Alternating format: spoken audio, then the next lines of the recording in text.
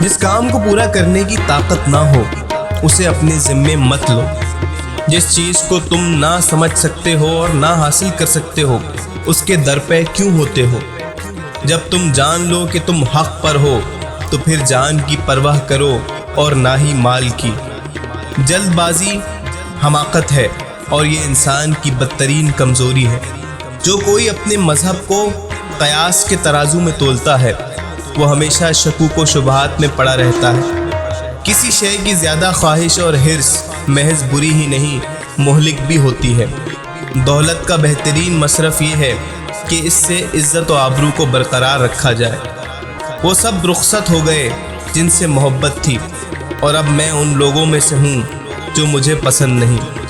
اپنے کام کے صلے کی واجب سے زیادہ امید نہ رکھو۔ دنیا کا رنگ بدل گیا، وہ نیکی سے محروم ہو گئی۔ کوئی نہیں جو ظالم کو ظلم سے روکے۔ وقت آ گیا ہے کہ مومن سچائی کی راہ میں بے چین ہو کر نکل پڑے اور اپنا سب کچھ اللہ کی راہ میں قربان کر دے۔ بہترین سکون یہ ہے کہ خدا کی اطاعت پر خوش رہو۔ حلم اور بردباری انسانی سیرت کو آراستہ کرتی ہے۔ عظمت و بزرگی کا بہترین ذریعہ سخاوت اور نیک عمل ہے۔